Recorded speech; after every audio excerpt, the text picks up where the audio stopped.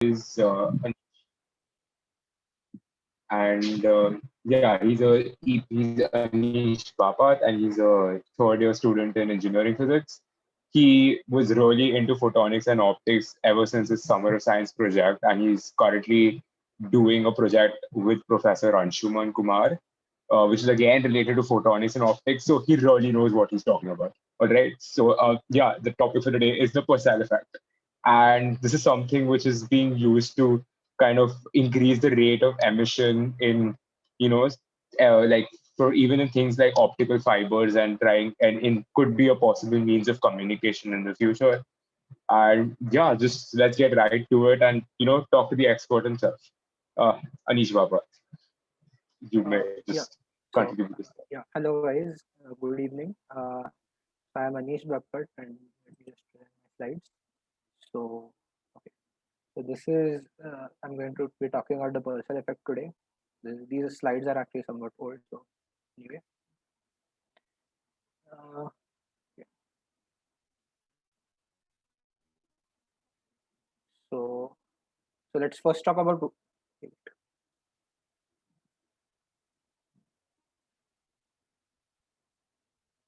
Yeah, not intentional. Sorry about that. Yeah. So, what is the current technology right now? So, typically, you are already somewhat familiar with electronics. So photonics is a relatively new field comparatively. So let me first motivate why photonics is necessary at all. So what's the main difference between photons and electrons? So photons are massless particles and they will interact relatively very weakly with other photons and with matter and things like that. Electrons are massive particles, as you know, and they will interact very strongly with other stuff. And this distinction actually means that photons have some advantages when you want to send signals.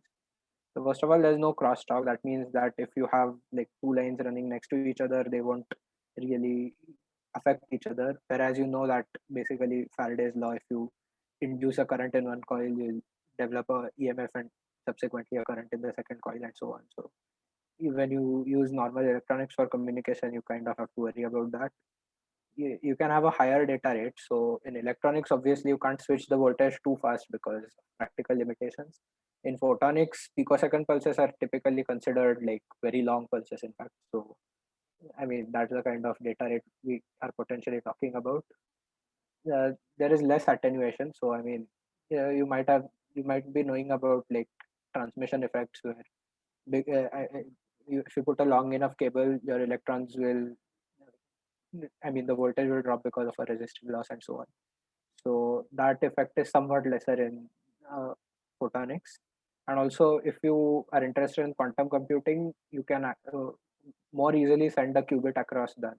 I mean, as far as I can think of right now, I don't know if there's any way to actually send over qubits in the form of electrons, but yeah, in photons, it's actually very doable. So that's why you want to do photonics at all. So having said that, photons also come with some severe disadvantages. And so first of all, because photons don't interact with each other, it's really difficult to make a logic gate out of photons. It's hard to actually detect photons efficiently. What I mean by efficiently here is you'll have something called a quantum efficiency. You'll basically not be able to detect every single photon that you send and so on. So there's some work being done here. It's also hard to store a photon. Like you can't really catch and hold a photon for some time very easily, and also it's very difficult to produce photons fast enough. So we'll basically focus on the later two difficulties and even more particularly on the last one in today's talk. So yeah, having said that, let's come to what is the Purcell effect. The Purcell effect is basically the enhancement or suppression of the emission rate when you couple the emitter to a resonator. So this is E.M. Purcell. He is the person who discovered the Purcell effect, and yeah, that's what Purcell effect is. So like, let me demonstrate why the Purcell effect is kind of necessary. So this is somewhat cutting edge technology. So right now uh, we have something called 3-5 semiconductor quantum dots. This is basically a very small group of, I mean, this is basically a INGAS sort of quantum dot, which means that there's a very small quantity of INGAS, and basically the point is that this behaves like a quantum well. So you have studied about particles in a box. This behaves kind of like that, and that actually means that this sort of has this is a very reliable single photon source. But I mean, one of the main problems with these sorts of sources is that they are slow. What I mean by slow is that typically they'll emit once every 10 nanoseconds, which is of course it's quite fast, but we'd like it to be faster. Also, another advantage which I've mentioned here is that they have a very small line width. So these are the luminescence spectra for some quantum dots which I've taken from Wikipedia. And as you can see, basically the spectra are relatively very narrow. Leave these ones out. They are studying a very large range of quantum dots. At least some of them are good, as you can see. So, so yeah, that's about why you want to. That's about quantum dots. The other important kind of application is quantum teleportation. So you might have heard about quantum teleportations either in previous MNP talks or in general somewhere. The point is that for quantum teleportation based communication, what you need to do is you need to actually generate a pair of entangled photons, which one you send you send one of them this way, the other one this way, then you this is pretty standard. But the main point is you need a reliable source of entangled photons. And if you want to produce entangled photons, the main problem is, again, you can't do it fast enough. There has been actually a recent experiment by some Chinese scientists where they are actually able to engage in quantum teleportation with with one of the receiving stations at the satellite. So on a satellite, which basically means that you are able to do it over a very long distance. So this is actually a very promising technology that could also again be aided by the Purcell effect. Another sort of thing that you can do with the Purcell effect is this. So now this is actually the opposite kind of effect. So this is your suppression effect. So this is actually the link to a paper from which I've also taken this image, where they basically discuss the application of the Purcell effect to superconducting transmon qubits. So the idea is that again they leak their energy at a microwave frequency through the transmission line, and you can actually suppress this leakage with a filter and so on. So if you are into quantum computing and superconducting qubits, this topic is still kind of relevant to you. And yeah, this is just another interesting sort of thing I found again. So again, this group of scientists has been actually able to achieve analogous effect with sound. So the idea is still the same. You take a sound emitter speaker, and if you confine it to a cavity, again you can increase the emission rate. So now let's talk about why the emission rate gets increased at all. So now consider you have some radiating dipole, which is placed at a location R0. Now the dipole moment, this is a radiating dipole, so the dipole moment is basically oscillating with time. And based on this dipole moment, you get the sort of equivalent current density. Again, this is a Dirac delta function. So the point is, you have a current density as a spike at one point, which is kind of expected if you think about it. Basically, you can think about it like there are two charges which are sort of separating, then coming back, and then moving the other way, and so on. So, and since a dipole is ideally just a point dipole, this is just current at a point. So now we come to Poynting's theorem. This is something you might have seen in your electromagnetism course. So what we are saying here is basically this is the rate of change of energy contained in the electromagnetic field in space. This is so basically you're saying that energy can be lost at a given point. So this is the energy density, either as radiation. So this is your first is your radiation term, and the second is your current. This is your ohmic sort of term. So what I mean by ohmic term is that this electric field is doing work on these moving charges. So what happens now is that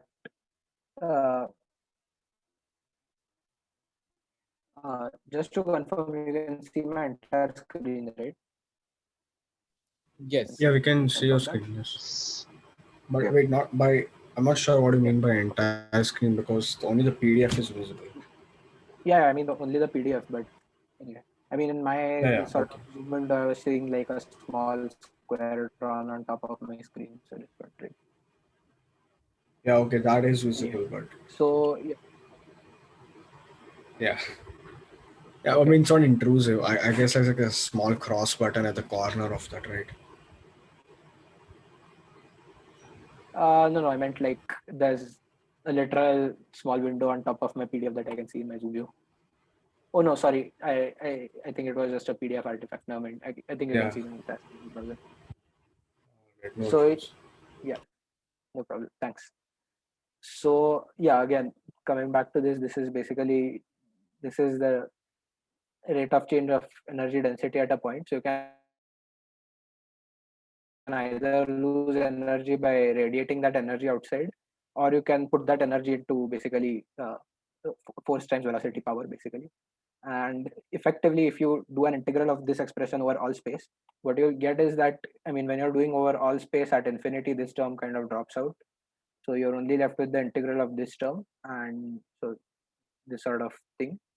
I mean, obviously the exponential was taken care of in the sort of time. I mean, basically we are integrating the rate of change of energy, and then you're taking the time average because, I mean, of course, this omega is like a very, very large frequency when you're talking about light. So really I mean, you're just left with this sort of time average. And if you plug in this expression for the current, you will actually get this expression again. And so that's the whole point. So now P star is sort of fixed. I mean, when you have a radiating dipole and with this sort of expression, P star is sort of fixed expression. But this E of R naught term is something that you can actually play around with. What this physically means is that if you strengthen the electric field at the position, I mean, we need to ask this question about where the energy, I mean, when you're making a dipole radiate, how is the energy actually getting transmitted? So the answer is you are actually having to do work to separate the charges. So this term actually talks about that. So you have a electric field which is separating the charges, and like P kind of indirectly talks about how much charge you have at that point. And that's sort of this term. And the point is that this electric field is the thing that you can play around with. Now, this is actually how you can do it. So let's say you have a dipole. So you'll have a self-electric field term, sort of, which is which you can also call the vacuum electric field. As in, if you just place this dipole in free space, you'll get some sort of electric field at this location, and you'll also have this some sort of additional reflected sort of electric field, and that's actually, I mean, that's what we are trying to do. So when you're putting it in a cavity or near some interesting object, what's happening is that there's this reflected field coming back to it, and that's sort of this term. And so you actually quantize the Purcell effect in terms of this quantity called the Purcell factor. So this is basically gamma AC is the average power radiated by the dipole when it is near the object or cavity or whatever, divided by gamma naught, which is the emission rate in free space. Very natural way to sort of do this. And now if you have your electric field, I mean, obviously when you're having a time harmonic driving function, your fields and everything will obviously be time harmonic with the same frequency. But I mean, you can talk about the phase sort of. So when your E prime and the vacuum field are kind of constructive, or like they are in phase with each other, you'll have an enhancement where they'll aid each other, and your dot product will become bigger. Or you can actually, if you want to suppress emission, what you now need to do is now you need to get this to be out of phase, which is what they were doing here with the filter, sort of. And yeah, that is how the Purcell effect works. Now we'll get to the quantitative calculation of the Purcell effect, but just in case anyone has any doubts at this point, we can take them up right now.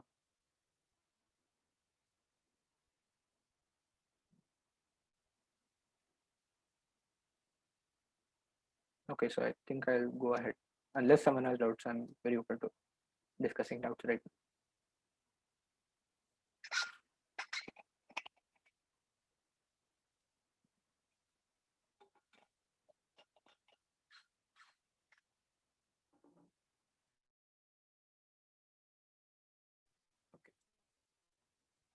So let's talk about how you actually quantitatively calculate this Purcell effect. Obviously, you can do some sort of electromagnetic analysis and try to figure this out and so on.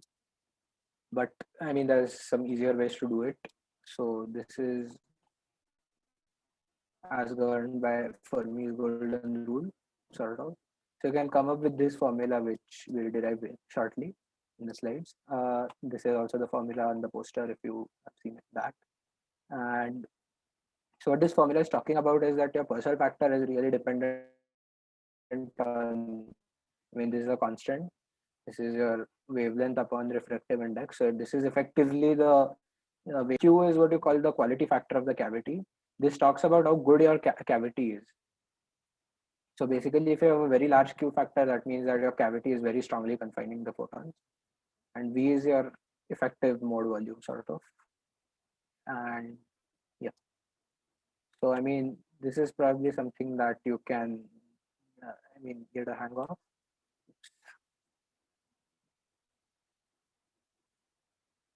Yeah. So, yeah. So, this is basically saying that if you can emit into more number of states which are degenerate, then you will basically be more likely to radiate into that energy level. And this is expressed more concretely in Fermi's golden rule, which is a very standard thing from perturbational physics. I'll not get into a derivation of this later. We'll see a more concrete example of something else in a bit, maybe. So in this, what we are talking about is, so obviously it's proportional to p square e square, and then there's this density of states, which is the probably. Have you guys covered? I mean, do you guys know what density of states means in your PH 107 or anything?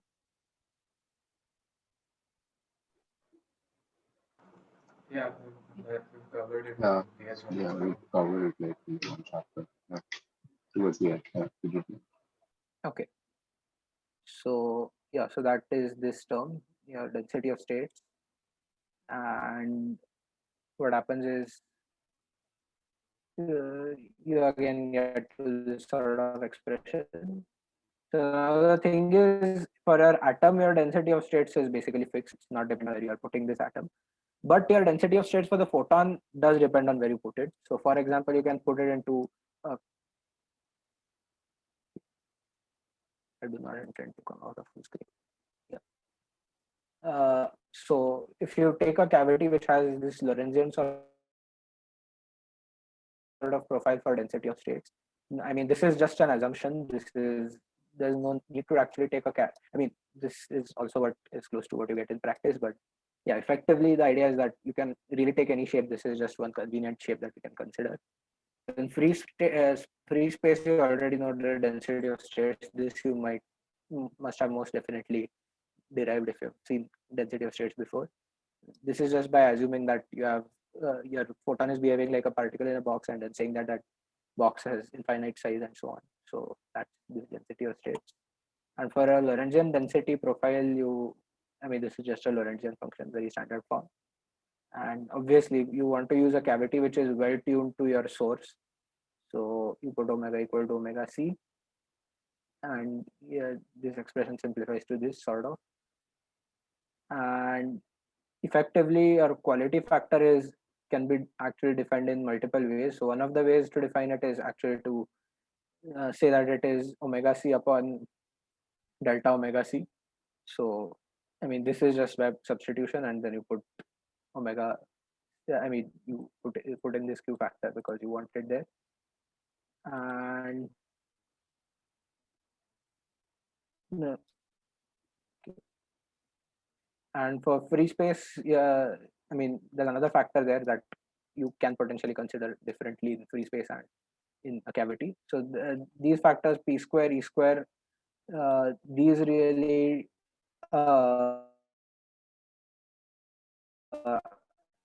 don't, yeah, I mean, they're not very, I mean, they are not the ones. This factor, so this factor is what you call your, I mean, this is your cosine factor, and effectively in free space, there is no preferred direction of emission, sort of.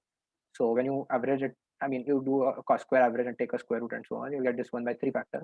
Whereas when you're putting it into a resonant cavity, you are ideally tuning the polarization as well. So you should not feel too bad about putting theta equal to 1, which effectively means that you can take the ratio and you will get, I mean, you take the ratio using Fermi's golden rule again, everything else cancels out and you're left with this expression as promised.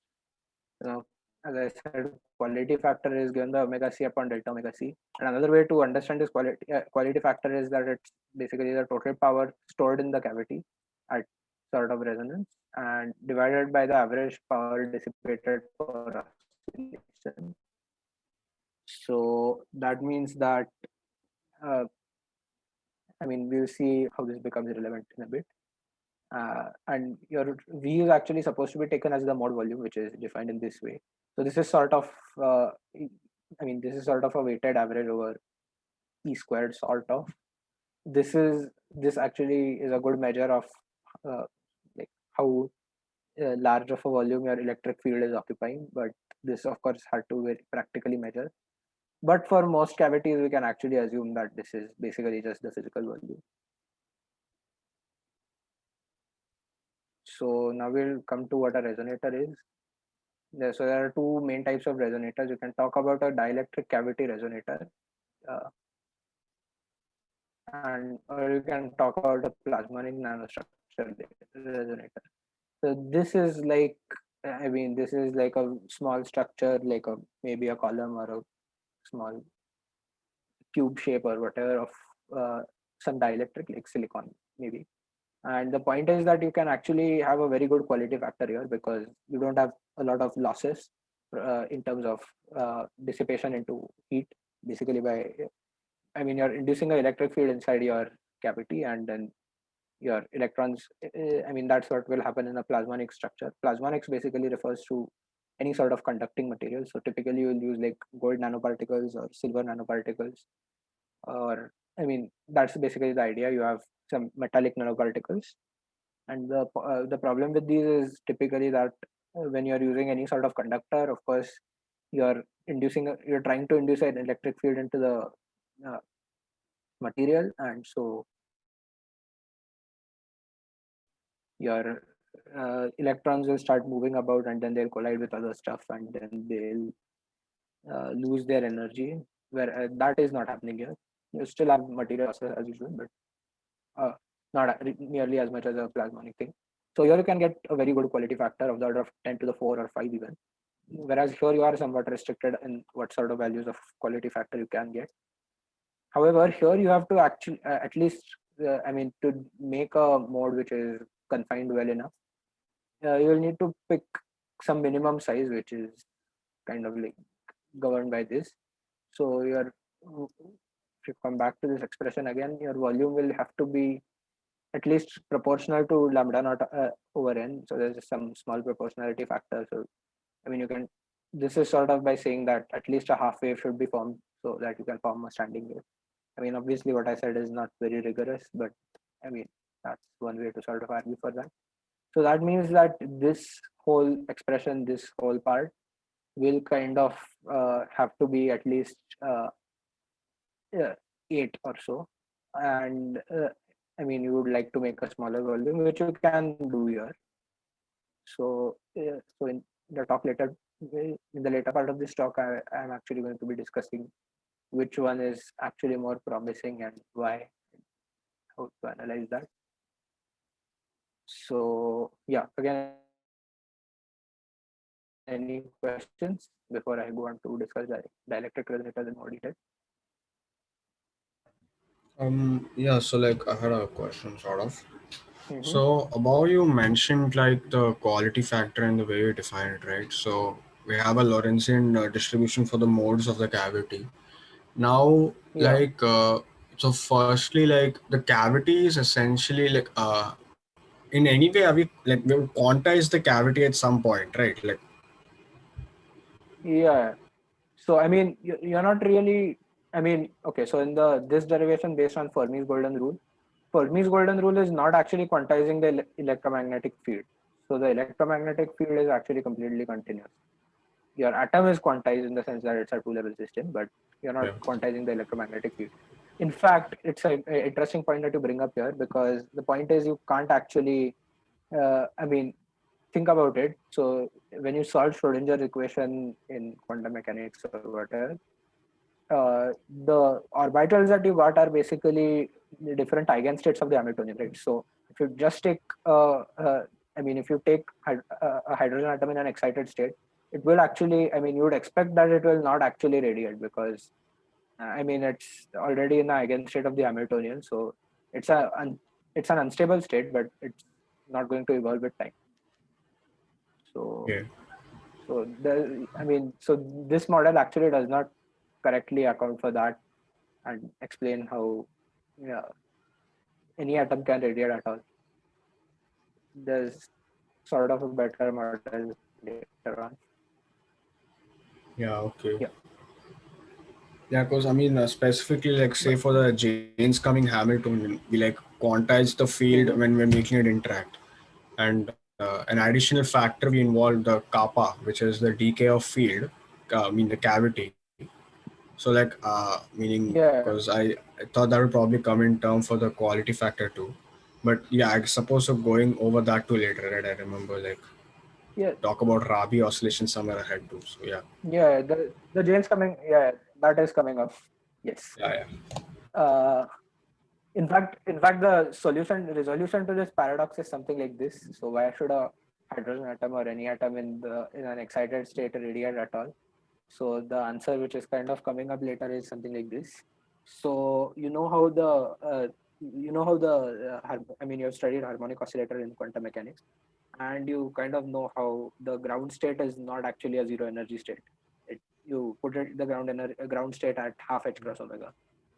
So it's not at zero energy. So the point is that if you are looking at it, similarly, in a in the lowest ground state of the electromagnetic field, you actually end up getting a non-zero electromagnetic field, which happens to be the ground state. So the point is that you still have some electromagnetic field here, which they call the vacuum field sort of, and that is actually what can induce that to emit at all. Okay. Anyway, uh, Yeah. So yeah, and I guess like one kind of like always kind of thing which always just come up is like the accounting for relativity, like trying to maybe write this in terms of something in QFT, because like I think at least the OG James Cumming model, he just quantizes yeah. it, but like doesn't account for like Lorentz invariance. So actually, what they did for this sort of, what you need for the James Cummings model really is you need to. This work was actually done much before uh, the formal sort of field of QFT was laid down. In particular QED. Yeah. So this was actually the problem that Dirac was trying to solve when he, for the first time in like ever, introduced these raising and lowering operators, because they come useful in this. Right. Maybe I'll get to that. Yeah. Cool. Continue. So now when you have a dielectric resonator, you can have very large values of the Q factor, but your volume has to be at least this much, and that is sort of your limiting factor. Now another thing that you should keep in mind is this. So if you have a very good quality factor, that means your cavity is not leaking at all, but that also means that any photon that you produce in the cavity is also very unlikely to actually leave the cavity. So what that means, and again, as I said, there's this alternative formula for Q, which is if you have seen it in any sort of electronics or even sort of textbook, this is basically the same thing. Total power stored divided by total power dissipated per oscillation times 2 pi, because you really want this to be per radian of oscillation on average. So kind of coming from that formula, and then you have n is your number of photons inside the cavity. So if you have more photons, you're more likely to radiate. So out of cavity rate is given by something like this. And so when you kind of do the calculations for this, so this kind of tells you that the largest Q value is not always the best Q value. there's some trade-off happening there, because if you have a very large Q value, you're not going to radiate outside the cavity, which is what you want to do. So you would kind of want to have a optimal Q value where maybe what you're trying to do is you're trying to match the emission rate and the cavity rate. So what this effectively means is that as soon as a photon is created, the previous photon leaves the cavity at that point. So I would argue is that at that point your uh, photon inside the cavity is, I mean, the Q value should be large enough, right? So I mean, effectively choosing as large of this value as possible is a good idea. So, so based on this sort of, you can, I mean, gamma AC is of course gamma naught times FP, and when you equate these two and you have this expression and so on, you can get to this optimal Q value guess of this sort of value. Now let's just put in some numbers to see if this is feasible at all. So, so like reasonable values are, you take something that has a wavelength of 1000 nanometers, which is again very doable.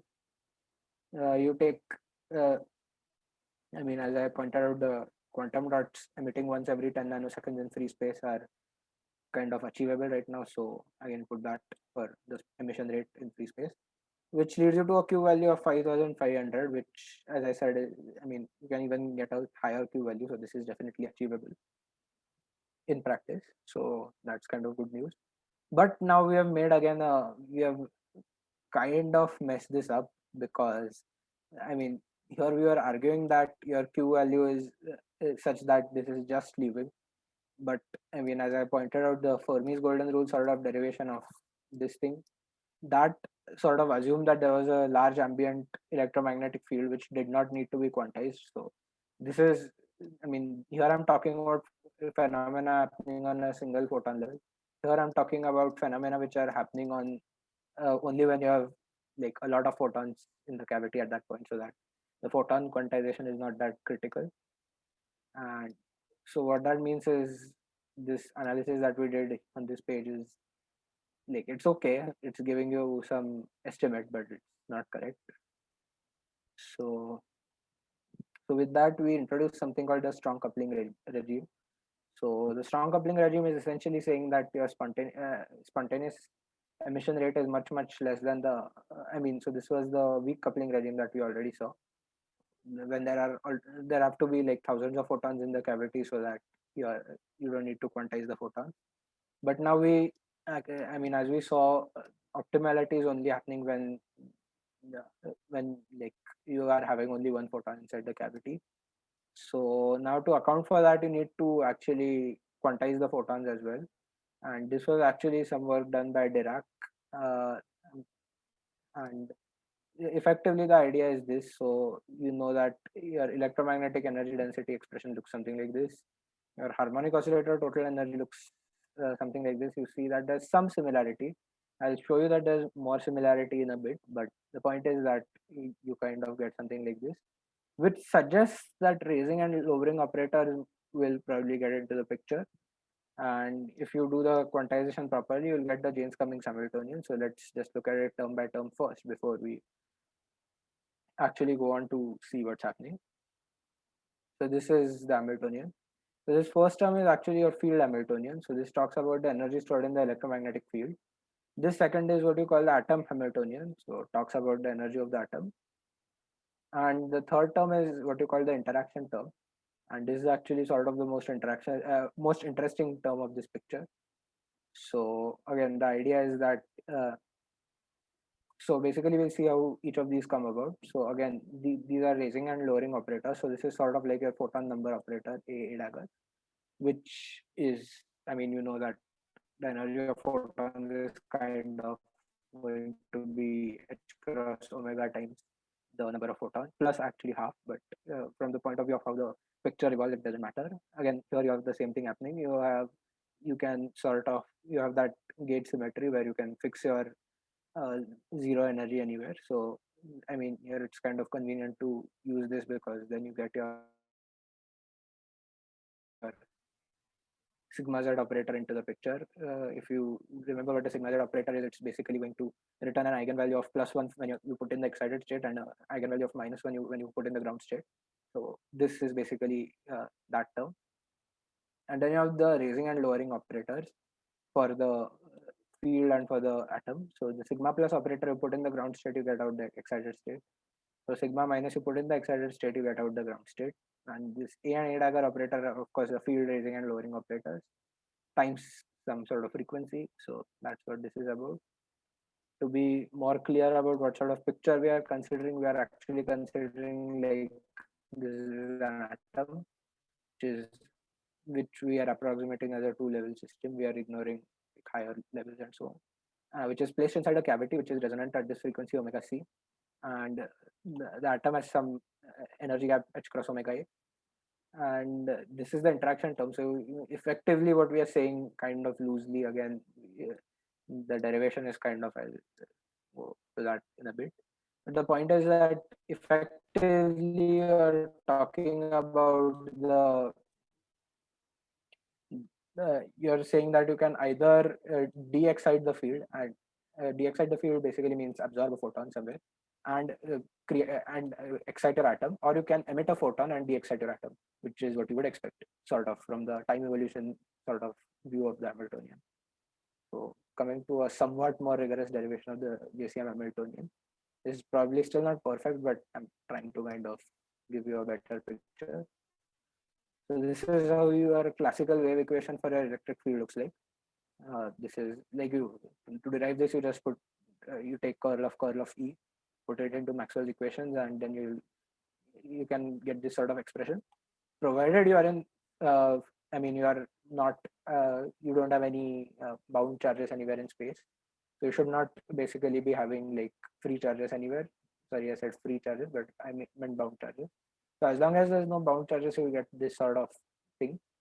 So now one thing you can do is that you can separate out the time and the position parts of this. So you have seen maybe in, I mean, you in actually both courses, your quantum mechanics as well as electromagnetism course, that you can actually do this sort of variable separation for the field. I mean, for solving the differential equation, let's try one position at a time. And you basically just, this is again very straightforward, and you will get this condition basically. And so now the point is this, in the Jaynes-Cummings model, one of the assumptions that we make is the so-called single mode assumption. What that effectively means is that when I specify a frequency, the solution gets completely fixed. So basically there's a unique value of E of E0x, E0y, and E0z over all of space when I tell you what frequency we are working with. So what that effectively means is, of course, I mean, you have the solution, and so you can calculate this quantity, which will be some fixed value, k. So you'll have this unique k value for each frequency. And that also means, and I mean, of course, for simplicity, we can choose to work at a single frequency, which is your cavity frequency, so-called. And so you can actually use creation and annihilation operators to describe the observable associated with T. Because if you kind of just focus on this part, this is basically your harmonic oscillator, right? So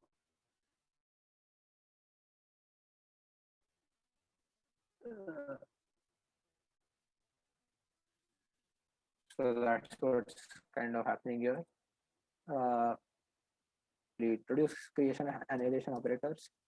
Very straightforward. These are your usual creation and annihilation operators.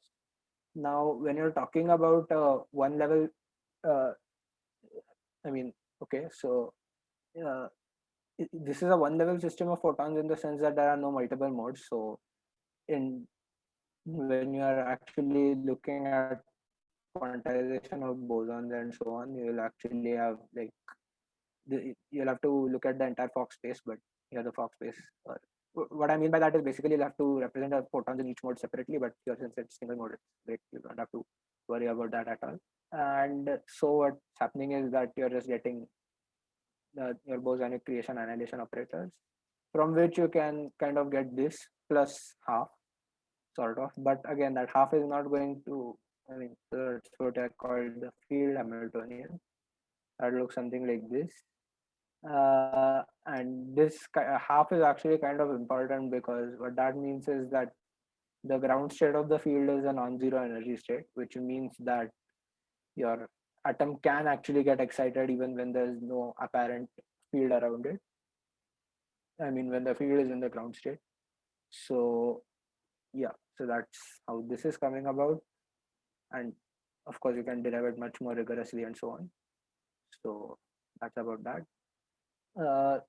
Now we can also talk about, sorry. Yeah.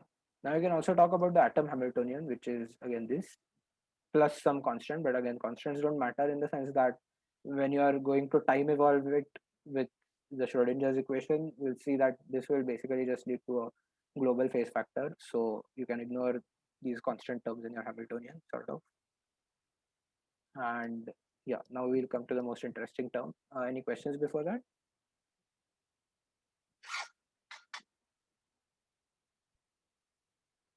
Okay, so I assume there is no questions again. If you want me to go a bit slower, I can do that.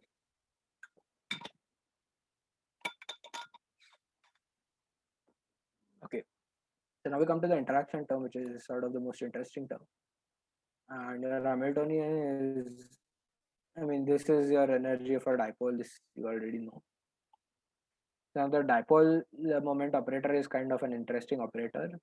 So in any of the, I mean, in either the excited or the ground states, you will actually expect the dipole moment to be zero, and that's kind of expected because when you're talking about, let's say, the hydrogen atom, the any of, I mean, any steady state does not have any dipole moment, and that's kind of how you resolve Bohr's paradox, where basically, I mean, you would have heard about this, where your atom has to decay on itself, and it doesn't do that. So there's no dipole moment in any of the steady states.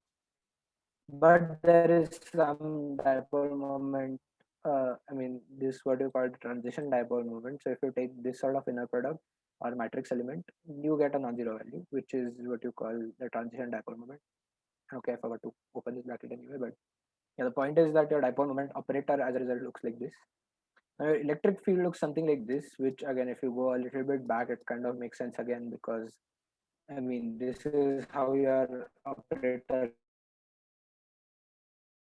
look.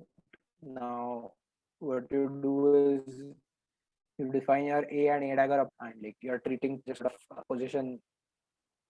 I mean, analogous to position in a harmonic oscillator. So obviously, the position is proportional to A plus A dagger. Similarly, this is proportional to A plus A dagger. And you can always choose the global phase in such a way that epsilon is real, so you don't have to worry about the harmonic conjugate and so on. And so your D dot E term expanded looks something like this, which is, as you'll notice, is not looking like this at all. Now what you need to do is now you switch to the so-called interaction picture. So this means that there's a phase rotation sort of associated with the previous two terms that we've seen, and we want to actually remove that. So you might have heard about the Schrodinger picture and the Heisenberg picture. Can I get a show of hands maybe? Okay. So yeah, so this is we are talking about that, and we are trying to sort of come into a place where these two terms on their own don't evolve and everything else evolves. So when you switch to this sort of frame, the transition is governed by sort of exponential operator again. Yeah, this is again a unitary, and you multiply by u and u dagger from the back and the front. And now, okay, I guess something got cut out. Okay, I guess I didn't latex that properly. Sorry about that. Yeah, so effectively I have h slash times some omega. Now this omega is basically coming from this sort of constant term times the raising of, I mean, this is the lowering times raising, and e raised to I mean, the factor that comes from these two. Effectively, putting these ones on the A and A dagger inside. A and A dagger, you can, I mean, because we're really going to be dealing only with the single photon thing. A and A dagger are effectively just, I mean, A is one, I mean, one cat, zero bra, and A dagger is kind of exactly the opposite. So effectively, that means that you can kind of operate it straight inwards. And your A comes with this omega c omega cavity term, and this comes with, I mean, A comes with a minus omega c term, and this, your raising operator sigma plus comes with a minus omega a term. Similarly, your A dagger comes with now a plus omega c term, and I mean, this was a minus minus plus thing, so that you don't have any minus. And plus, you have actually there are two more terms which I'm really sorry got cut out. They are basically the other cross terms: A hat times sigma minus and A dagger times sigma minus. And so you'll notice that this one is coming with a omega c minus omega a term, and this is coming with a omega c plus omega a term, and yeah, basically that. So you have these fast oscillating terms which you actually choose to ignore, which is called the rotating wave approximation. This is justified on the basis that basically these terms are evolving relatively very slowly. So, and I mean, when you look at what sort of time scales you're talking about, this is a very, very fast time scale. This is like a photon frequency, both of these. So we are talking about like a very, very fast frequency. This is going to evolve so fast that, I mean, the effect on the long-term evolution of your system, like on the emission rate, which is much lower than this frequency, by the way, is going to be kind of negligible and kind of getting averaged out over time. So that's why these terms are coming. Another way to look at this is this. So, I mean, what is this term really talking about? So this term is A dagger times sigma plus. So we are talking about raising the electromagnetic field and also raising the atom, which is also energetically not kind of acceptable. So, I mean, that's another physical justification about why we are kind of ignoring these terms. And now, if you go back to a Schrodinger picture by again doing the inverse transform of this, after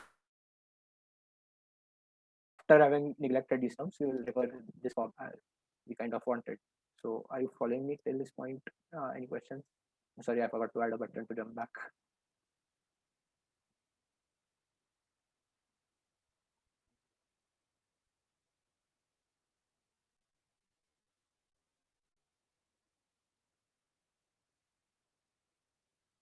Anything?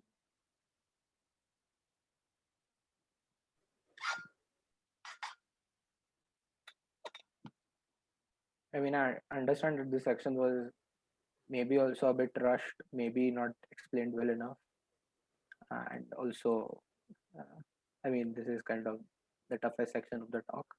Anyway, But you did sort of get the gist of it, I think. sorry. No, I mean, I think we did sort of get the gist of it, I think. Okay. Mm.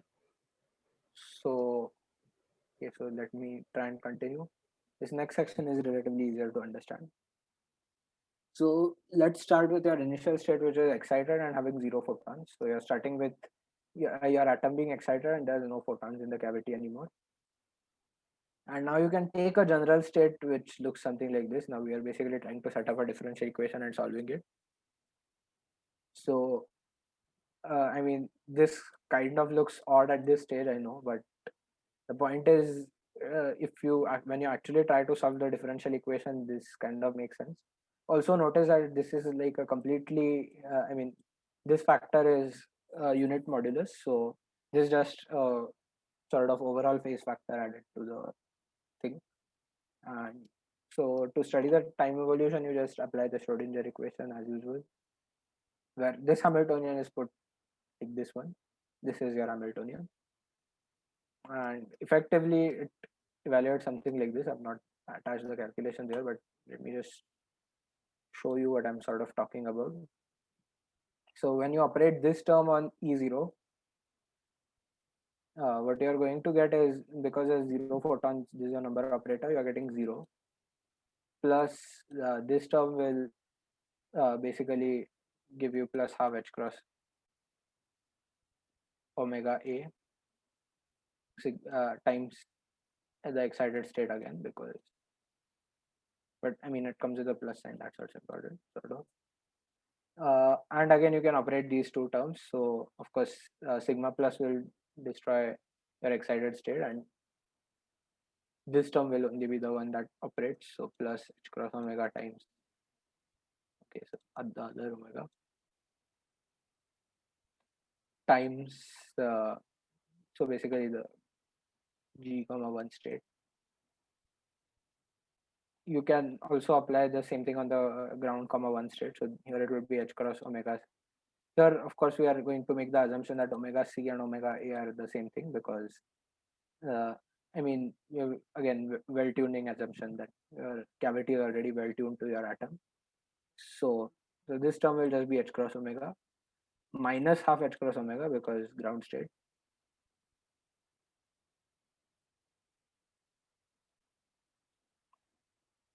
And of course, now in this case, uh, this state is going to have a non-zero result, and this will have a zero result because you're lowering the ground state further. You're trying to lower the ground state further.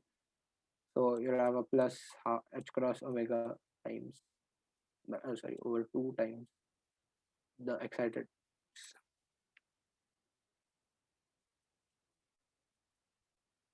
times the excited state. And now what you do is, let me just go to the next page.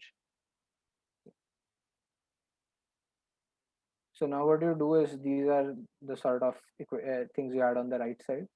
Now again, you kind of take the inner product with E0. So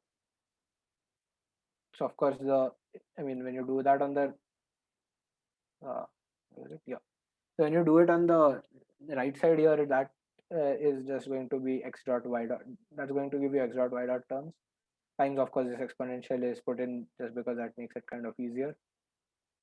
But your E0 term is going to have x dot as the prefactor, and there will be one more term where this will get differentiated. That happens to get cancelled with the terms on the left side. Effectively, what happens is this. So this term that we already saw,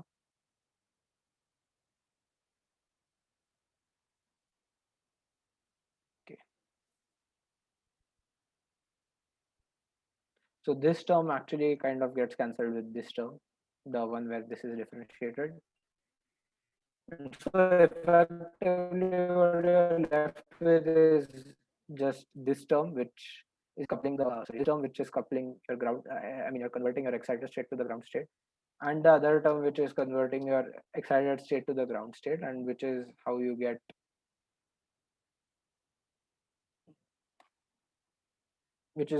these two equations. And yeah, so these sort of govern the evolution of the system. And of course, modulus of x squared is the probability that your atom is in the excited state and is the photon. That's the prefactor here. And y mod y squared is the probability that your photon is inside the cavity. So what that means is, again, something, I mean, that's how you physically interpret these equations. And now what happens is that, I mean, in practice, again, we want to have a cavity loss term sort of in the y section. So additionally, I'll have this sort of cavity loss term. So gamma cavity is the same quantity that we saw earlier, which was basically number of photons times omega upon, maybe I went too far back. Yeah, this one. So omega by q.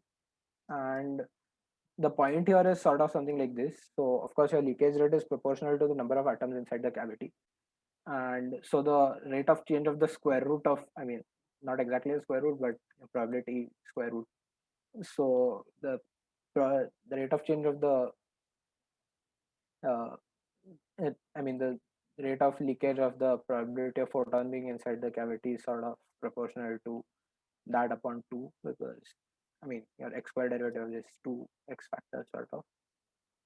and that's kind of how we come up with this additional term. And this was, I mean, of course, you can also account for it by saying that your Hamiltonian does not have real eigenvalues. You can have a complex valued Hamiltonian, and that's also another way to kind of capture this effect.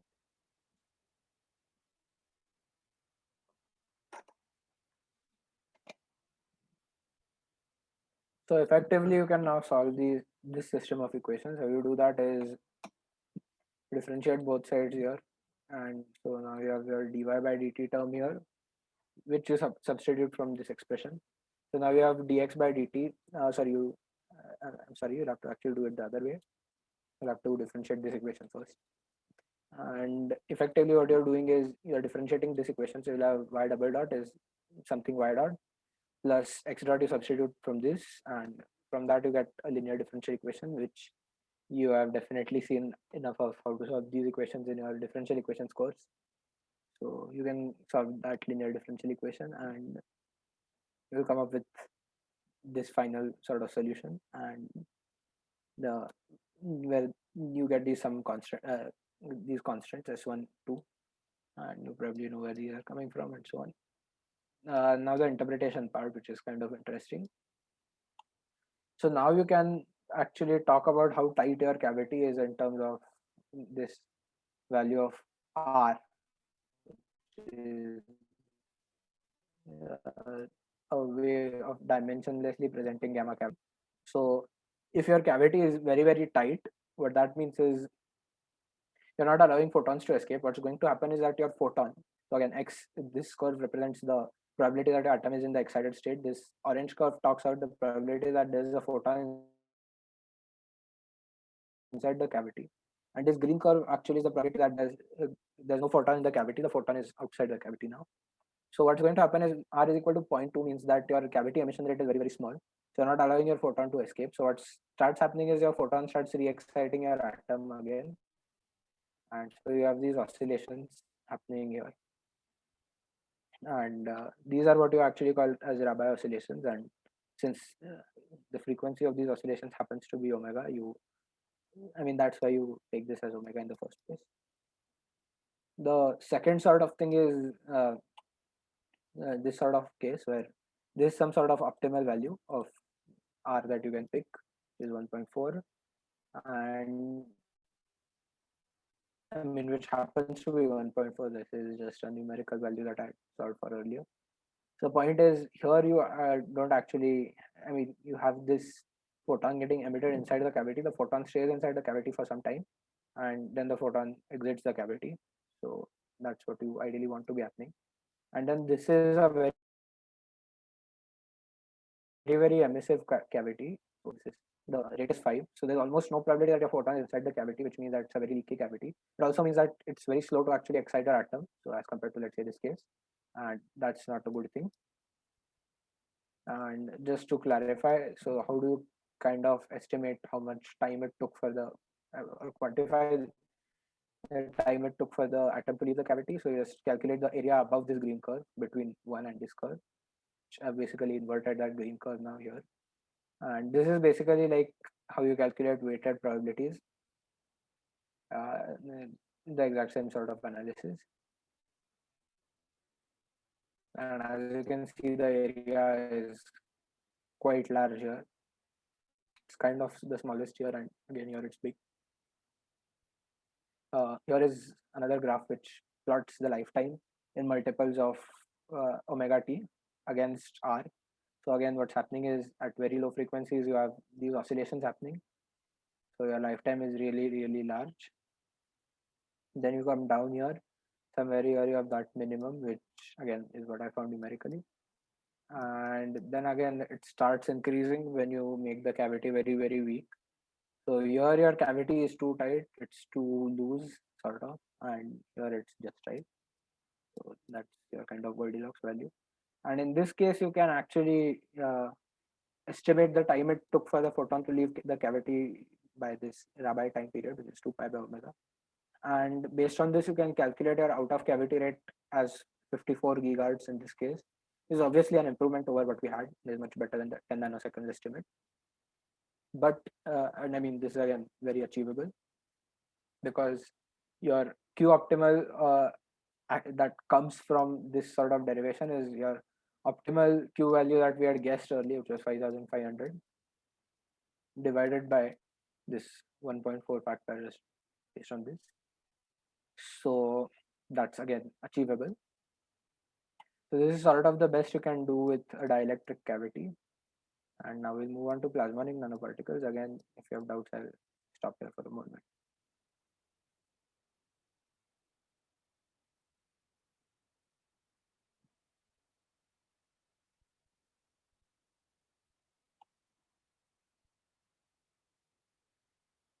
Yeah, what do you say, the apparatus used? Like, what was the material used? In what? I mean, the atom essentially. Yeah, the atom. Yeah, the atom is not really critical for the Purcell effect in the sense that, I mean, here we nowhere really talked about what the atom was, or I mean, that's probably what my to mention. This Purcell factor is dependent only on like the cavity factor of atom you're using. So Yeah, like, I mean, and we can use no, because like actually it would depend on say like suppose you want to, because it depends for the frequency you want to use, the feasibility of it sort of like amount of for example, if you want to drive Rabi oscillations in a Bose-Einstein condensate of rubidium 87, then like the intensity for like driving it on the hyperfine levels, it's pretty large even for going into the megahertz range. So like for that I was asking. Okay, to be fair, I'm not really sure what you're talking. I mean, I'm not sure about the particular example you gave me. So Okay. sorry about that. Yeah, but fair enough. Like the numbers are all cool. Like I was just wondering because like those are kind of like big numbers, kind of. So yeah. You mean so you're concerned about the Q value here? Omega. Is that right? Okay, so Yeah. these omega values are actually like, I mean, when you're talking about, yeah. No, big omega. Yeah. Oh, that. So there's a formula for that somewhere here. Again, you derive it from the dipole this thing. Yeah. So let me see where it was.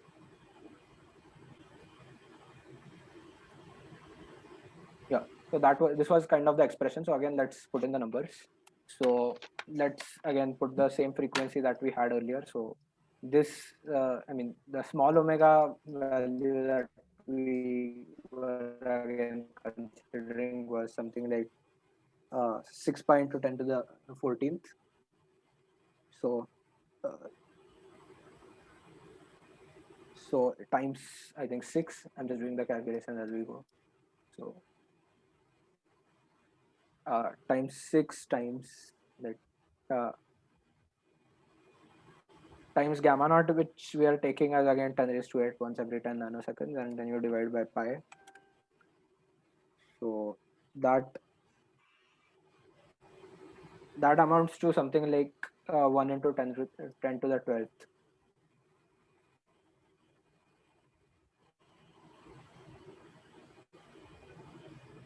You're all right. So yeah, that frequency is kind of quite large. But then again, typically in photonics, you are only considering frequencies upwards of, let's say, 100 terahertz. So this is like 1 terahertz, much smaller on that Yeah. time scale. Yeah. 100 terahertz is like near infrared. If you again remember, your omega here was like 10 to the 14th times 6 pi. This was like, and the capital omega is turning out to be like 10 raised to 12. So again, there's no real conflict there.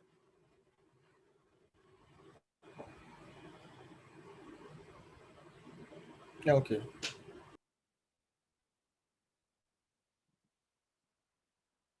Yeah. So coming to plasmonic nanoparticles, so we are going, the analysis of this follows from something called the Dood model. So this is actually the model where you assume that electrons are free unless they collide into something. And I mean, there's I mean, this model itself is a very deep topic because, I mean, you first of all just start with the mechanics, which is kind of easy. Then you go ahead and you again quantize this model as well. And I mean, we have done that. People have done that.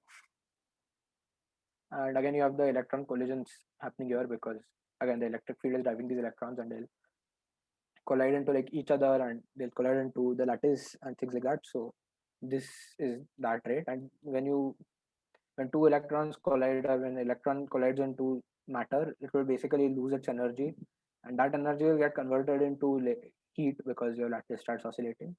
And so that means that your Q factor is very, very limited. However, you can get a much smaller volume with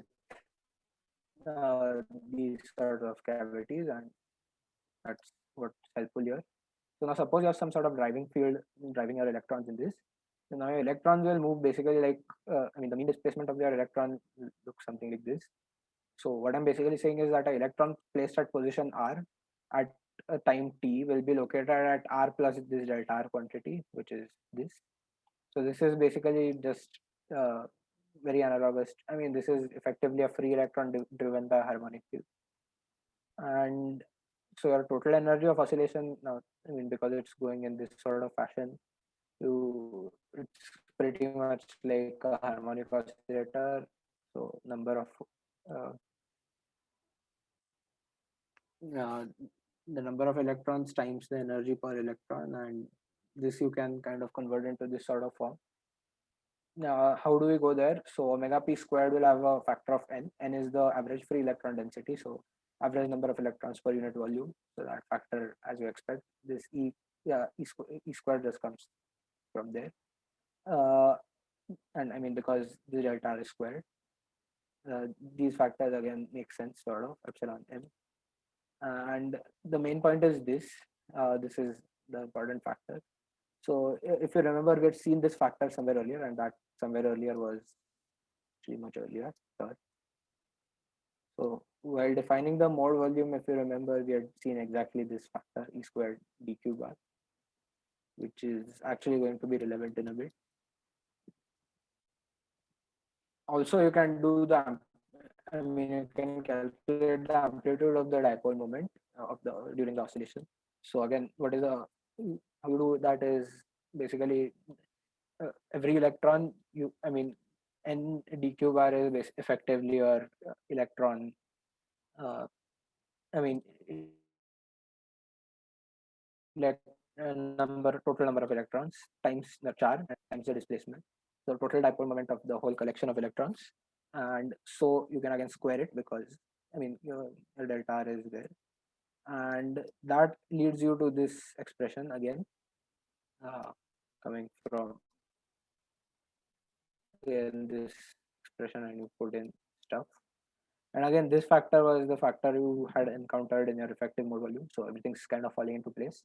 And now you have something called your plasma wavelength, which is basically we had this plasma frequency, which actually, if you analyze the dielectric function of of a metal under the assumption of the Drude model, which says that electrons can undergo losses, but there's no restoring force, which is how you derive the Lorentz model, which describes dielectrics and so on. But if you ignore the restoring force, then you end up with this Drude model, and this omega p happens to be a term uh, in the permittivity of such a plasmonic material or conductor, basically.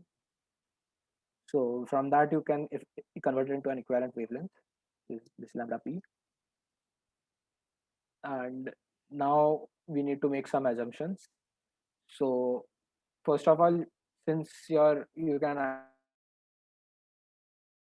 actually make these nanoparticles of a very small, like a few nanometers or something, that means that your this particle is going to behave almost like a pure dipole. I mean, you might have seen multipole expansion in your electromagnetism course. So this is basically saying that higher terms can be easily neglected. Also, we are going to make the assumption that your radiative dissipation rate is this. So again, you remember how in gamma cavity we had the rate being proportional to the total number of photons inside the cavity. Similarly, here you have the leakage rate being proportional to the total energy of the oscillating dipole. But also you know that your radiating dipole from classical electromagnetism emits a total power which is given by this expression, which is basically you do a Poynting vector integral around the dipole, and you will get and equate that to gamma rad times u, which leaves you with this sort of value of gamma rad. So this gamma rad is talking about what fraction of energy is being emitted in the form of radiation outside the outside this nanoparticle and per unit time, or rather per radian of oscillation. So again, that comes up naturally in Q.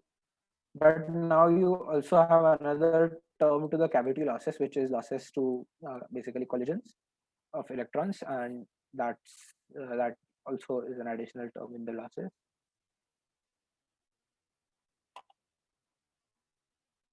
So now again, when you put everything back into the formula for the Purcell factor, you can you can calculate this. In the Q factor, you add the value. V is your volume as described here, and that is kind of going to get cancelled because in a minute. And your spontaneous emission rate is only the fraction which is lost to radiation out of the total loss to radiation uh, plus your collisions. So that leaves you with this term. And now when you do the substitution properly, you will end up with your spontaneous emission rate being equal to 1 by n cube times omega p squared gamma naught divided by this quantity. So now let's again try to put some reasonable values here. So your gamma m is your collision, effectively your collision frequency, which we talked about earlier, which again, as we said, there'll be one collision around every 10 raised to 12 seconds. So again, going back, this is a reasonable value to put into that.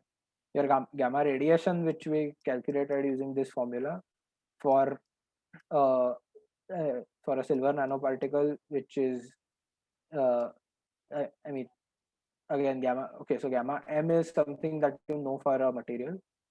So that for silver it happens to be this value. Gamma radiation, it depends on several factors like the size of the mode and your plasmonic frequency and things like that. So it's not that straightforward, but just to make an assumption, you need to kind of put something there. You again say that your atom is actually just 50% efficient. So only 50% of it is going into radiation, and 50% of it is getting completely dissipated.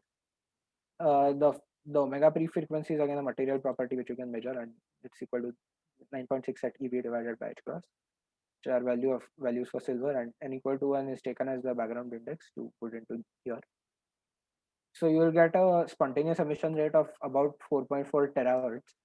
So if you go back again, you'll notice that this is much bigger than the 54 gigahertz rate. That although metals are lossy and they're not very great to get light across, metals do have some role in photonics. And I mean, there's some interesting things happening here. Okay, so again, questions?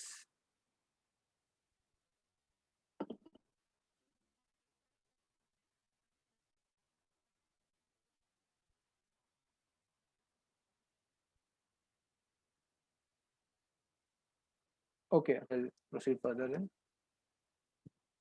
So now you can also do this sort of effect in waveguides directly. So I mean, one of the downsides of everything that we saw so far was now you have to actually couple this photon that you have generated into a waveguide or a fiber optic cable or something like that, so that you can actually take it where it's needed. So now one option is of course to directly create a photon inside a waveguide, and in this case what you can do is you can calculate the Purcell factor in a very similar fashion. Now the only major difference here is this. I mean, this is kind of expected, right? So I mean, the cube went to the square because now you have a two-dimensional sort of density of states. The third dimension is infinite, and this Purcell factor formula gets a little bit modified like this. So first of all, let's just consider dielectric waveguides. For example, fiber optic cables, which you might be knowing about. So what happens here is, again, you have the same sort of constraint. Your mode area has to be at least this much, and so you can only improve Purcell factor by increasing your NG, which is your group refractive index. But that's actually a very very bad thing, because if you try to make slow down first of all, and also because of something, I mean, because your light pulses are causal, and there's a relation between basically a real and imaginary part of permittivity. Trying to make that too large also means that your uh, losses increase. So it's not really a very great idea to increase this too much either. Again, similar to how you saw that increasing the quality factor too much was not helpful. So that again practically restricts your Purcell factor to a value of around 30. Uh, so now we come to plasmonic waveguides, because I mean, based on our previous experience, we have reason to believe that plasmonics could outperform conventional dielectrics uh, for better Purcell factors. So maybe there's something like plasmonic waveguides. Unfortunately, plasmonic waveguide won't make much sense, because what's going to happen is that, I mean, when you're talking about plasmonics, you're talking about metals. If you try to send a photon through a metal, what's going to happen is that your photon has an associated electric field. Have your electrons work on the electrons, the photon is not left anymore. And actually, you have something called a plasmon. A plasmon is basically a quantized version of sort of electron oscillations, which is sort of what we saw here. But I mean, the point is these electrons are also going to do a lot of collisions, as we discussed earlier, and so they're going to lose that energy very, very quickly. So you cannot actually support any volume modes inside a metal. However, what is possible is that you can support a mode on the surface of the metal itself instead of taking any modes inside the metal. That works something like this. Now, suppose you have, so this is basically a metal, this whole region below. This is some sort of dielectric, maybe air, could also be like silicon or something. And what's happening is when you hit a photon at the boundary here, it's going to generate a field profile something like this. This again, you can make some simplifying assumptions and come up with this sort of expression. So you have a SPP mode induced in a material below, and the dielectric is above interface, which is carrying a wave in the x direction, and your magnetic field is along y direction, and electric field is along x and z directions only. So you are only considering one of the mode, which is fine. And so what's happening now is you can now represent the electric field in some form like this. There's zero along the y direction. Along the x direction, it has to be continuous across the boundary. So in the x direction, it will depend only on uh, where you are looking for it, and the decay will be kind of exponential in either direction. And in the z direction, because your permittivity is kind of different, at, I mean, yeah, you know the boundary condition, so it will be a different value in the dielectric and in the material. Times you have this factor of, so I mean, these are some constants. Times you have this factor of exponential of something x. So that's basically saying that your field is forming a wave in this way. Times you have an exponential decay in the z direction, and that's this. Times it's obviously exponential. I mean, it's a rotating exponential in time. So what comes out of that is basically now what you have to do is you need to relate the field inside the dielectric and inside the metal. So that's okay. You can use Gauss law and sort of do that. So obviously the X field is continuous across the boundary because of the electromagnetic conditions, but I mean boundary conditions. But the dielectric and metal Z component of the field can be significantly different. You get these two uh, uh, expressions for the Z field.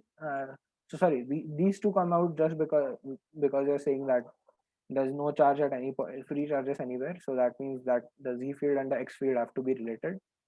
And further, there's this additional constraint of set up by the boundary condition, which leads you to KSP being SPP wave vector being this thing. So again, if you remember, your K SPP was your wave vector in the x direction, effectively,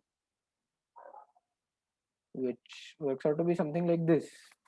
Now I mean, the analysis so far has not really relied strongly on the fact that this was a metric.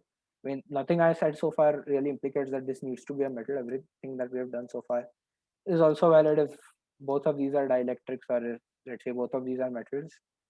Again, if both of these are metals, there will be a lot of losses and all that, and that will reflect in. I mean, KSPP will have a real and imaginary part. In fact, here also it will have a real and imaginary part, but that's fine. So now you need the real part of KSPP to be positive, which means your wave should be translating in a forward direction effectively. And for that to happen, now you get the condition that your real part of epsilon m has to be less than negative of epsilon d. Again, the dielectric epsilon is, I mean, the dielectric has almost a real permittivity. There's almost no losses. So this kind of makes sense. And this is a necessary condition for this KSPP to have a positive real part, and that's what happens. And that's a regular SPP mode. How do you confine it better? Because if you see here, in some sense, half of the mode is going away into the metal, and the mode in the metal is going to be very lossy, so not ideal. So how do you reduce that? So now what you can actually also, I mean, you're looking for better confinement, so you can confine it better is uh, I mean, so yeah, the 2 points mentioned here are that first of all, there's a lot of losses. The losses are proportional to, I mean, this loss length scale is like 1 upon imaginary part of KSPP. And this is not very efficient at getting a high output emission at large distances from the position of the dipole.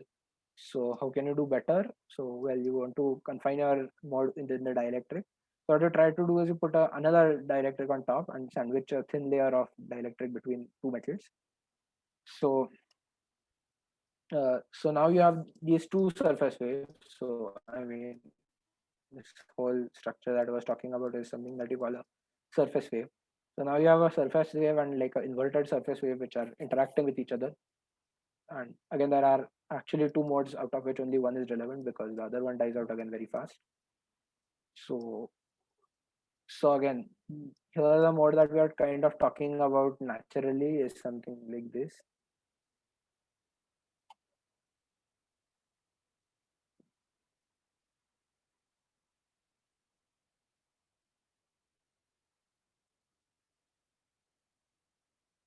I'm not sure, I'm not able to write right now. Yeah, sorry. So what your thing is going to look like is this. You have metal here, and you have metal here, effectively. So I mean, one natural field profile that you can kind of expect is that Ez is this way here, this way here. And I mean, of course, okay, it's oscillating, but I mean, basically it's opposite and it's anti-symmetric about this line. And I mean, you see now the solution earlier was sort of exponential, so you kind of expect it to be like the superposition of two exponentials, which is anti-symmetric.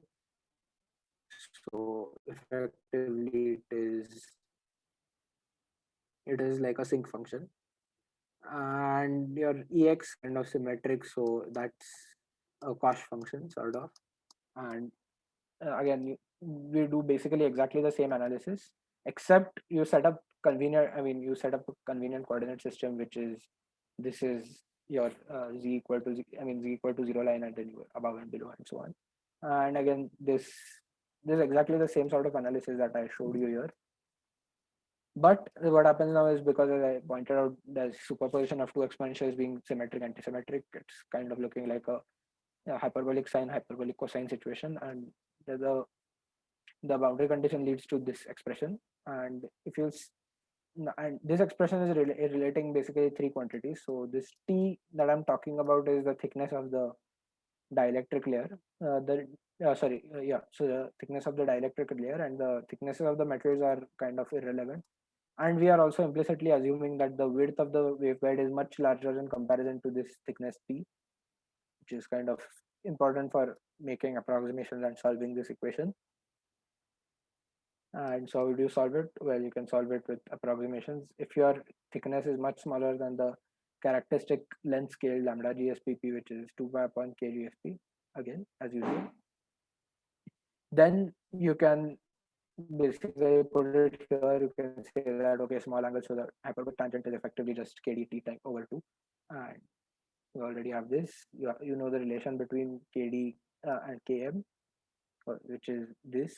I mean, KD and KM are given by KGSP squared minus this. So again, you convert that whole thing in terms of only KGSP and epsilon, which is known. And what you're left with is the approximate solution is KGSP is minus 2 epsilon d over t times epsilon m, and lambda GSP is by doing a back substitution into this expression, KGSP is known. So this you can calculate it to be this. So again, the mode area A you can take as lambda GSP times t over 2. Now the sort of hand wavy argument that we have is this is like a front view of that thing.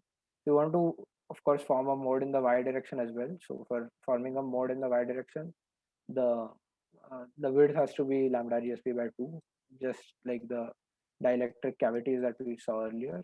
So you can kind of think about it that way, and you come up with a Purcell factor given by this expression where lambda p is this thing. Again, you remember the omega p from the Drude model. Lambda p is 2 pi omega p, 2 pi c over omega p. And again, if you put in the values for silver, so omega p is known, effectively lambda p is known. Epsilon d you can take to be a suitable value, and thickness t you need to put some values. You put 4 nanometers, which is what is physically possible. Of course, you would like to have as thin of a dielectric as possible, but I mean, okay, so you also need to make sure that that is actually possible to fabricate, and so this happens to be one such value.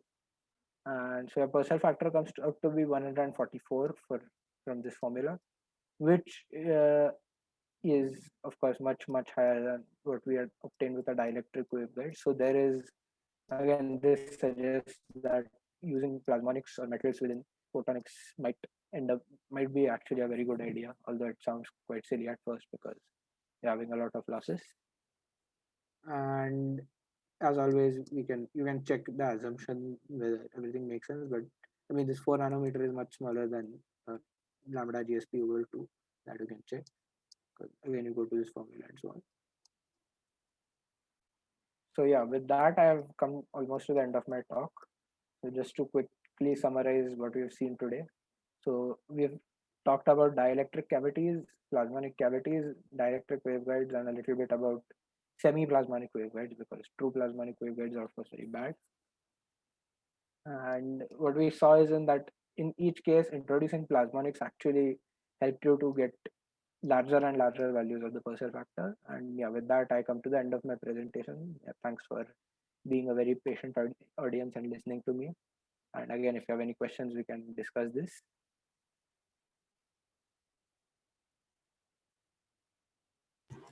Thank you, Anish, for giving this talk. Pretty fun topic. So, yeah.